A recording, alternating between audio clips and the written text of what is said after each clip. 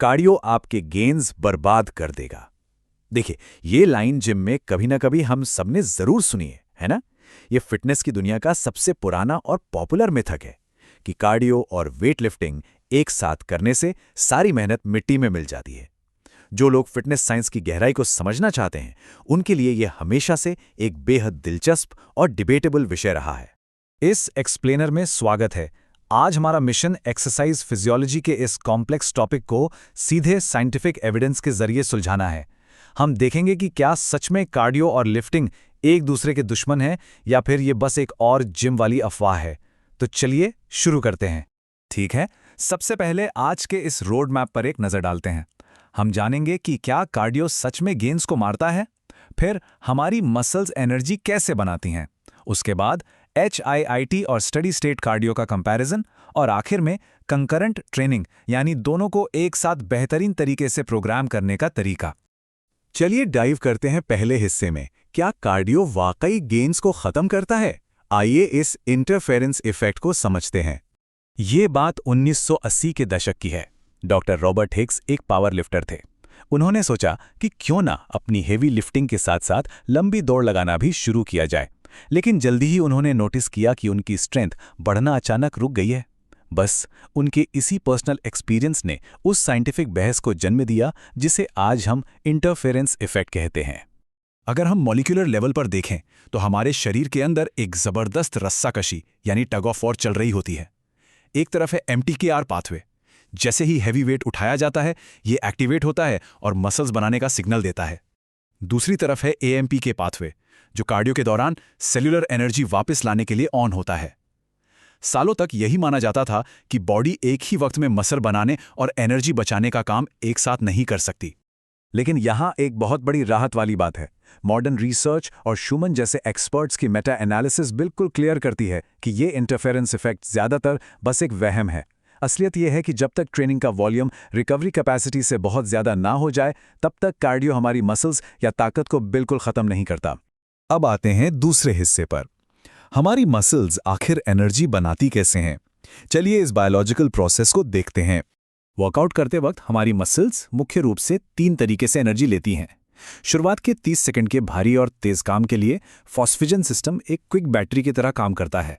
फिर अगले 2 मिनट तक ग्लाइकोलिटिक सिस्टम चार्ज लेता है, और जब वर्कआउट घंटों तक चलता है तब माइटोकॉन्ड्रियल रेस्पिरेशन एक लॉन्ग लास्टिंग जनरेटर की तरह ऑक्सीजन का इस्तेमाल करके एनर्जी सप्लाई करता रहता है। और ये पूरी बात द क्रॉसओवर कॉन्सेप्ट से बहुत अच्छे से समझ आती है।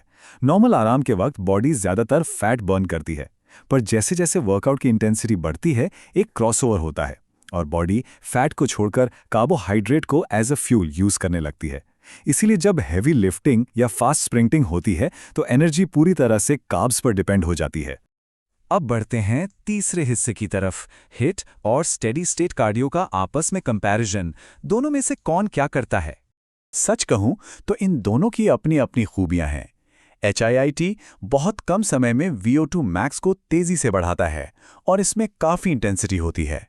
वहीं स्टेडी स्टेट कार्डियो बुनियादी स्टैमिना बनाता है, जॉइंट्स के लिए बहुत सेफ होता है और इससे रिकवरी भी जल्दी होती है। दोनों ही हेल्थ के लिए ज़बरदस्त हैं, बस इनके काम करने का स्टाइल थोड़ा अलग है। खैर, हिट का एक सबसे बड़ा बायोलॉजिकल मैजिक है EPOC, जिसे हम सिंपल भाषा में आफ्टरबर्न इफेक्ट कहते हैं। क्या कभी सोचा है कि एक हैवी स्प्रिंट के बाद बहुत देर तक सांसें क्यों फूलती रहती हैं? वो इसलिए क्योंकि वर्कआउट के बाद भी बॉडी रिकवरी के लिए फ्यूल चला रही होती है, ताकि वर्कआउट के दौरान जो ऑक्सीजन की भारी कमी हुई थी उसकी भरपाई की जा सके। इस EPOC फेज के दौरान बॉडी के अंदर एक बहुत ही शानदार बायोलॉजिकल क्लीनअप क्रू काम पर लग जाता है। पहला स्टेप, ये क्रू एनर्जी सोर्सेज जैसे ATP और क्रिएटिन को वापस भरता है। दूसरा स्टेप, मसल से वेस्ट निकालता है और बॉडी टेम्परेचर नॉर्मल करता है। और तीसरा स्टेप, वर्कआउट में टूटे हुए मसल टिश्यूज की रिपेयर करता है। और इस पूरी रिकवरी प्रोसेस में बहुत सारी एनर्जी खर्च होती है। इस क्लीनअप क्रू का सबसे अमेजिंग फैक्ट ये है कि EPOC की वजह से एक टफ हिट सेशन के बाद कुल बर्न की गई कैलोरी में 5 से 15% तक का एक्स्ट्रा बोनस जुड़ सकता है। ये वाकई कैलोरी बर्न करने का एक बहुत ही स्मार्ट और एफिशिएंट तरीका है। तो चलिए आखिरी और सबसे ज़रूरी हिस्से पर आते हैं, कंकरेंट ट्रेनिंग में महारत कैसे हासिल करें। ये रहा हमारा हाइब्रिड ब्लूप्रिंट। यहाँ सबसे मेन रूल है fitness fatigue paradigm. Interference effect से बचने का मतलब सिर्फ मॉलिक्यूलर पाथवे मैनेज करना नहीं है, बल्कि असली खेल तो अपनी थकान यानी फटीग को मैनेज करने का है। सिंपल सी बात है, अगर कोई भी अपनी रिकवरी कैपेसिटी से ज़्यादा ट्रेनिंग करेगा तो उसके गेन्स का रुकना तय है। जो लोग जिम में बिल्कुल नए हैं उनके लिए बेस्ट स्ट्रैटेजी ये है कि कार्डियो और लिफ्टिंग दोनों करें। लेकिन हाँ, कार्डियो हमेशा वेट लिफ्टिंग के बाद ही होना चाहिए। इससे शुरुआती स्ट्रेंथ बनी रहती है और हेल्थ भी मैक्सिमाइज होती है। हफ्ते में करीब 150 मिनट का मॉडरेट कार्डियो एकदम सेफ और साइंटिफिक स्टार्ट है। लेकिन जो एडवांस्ड एथलीट्स या पावरलिफ्टर्स किसी कंपटीशन की तैयारी कर रहे हैं, उन्हें अपने कार्डियो को धीरे धीरे कम करना चाहिए, जिसे टेपरिंग कहते हैं। इस टेबल को देखिए। कंपटीशन से 5 हफ्ते पहले अगर कार्डियो 200 मिनट है तो उसको घटाते आखिरी हफ्ते तक सिर्फ 30 मिनट पर ले आना चाहिए। इससे कंपटीशन के दिन स्ट्रेंथ और पावर अपनी पीक पर रहती है।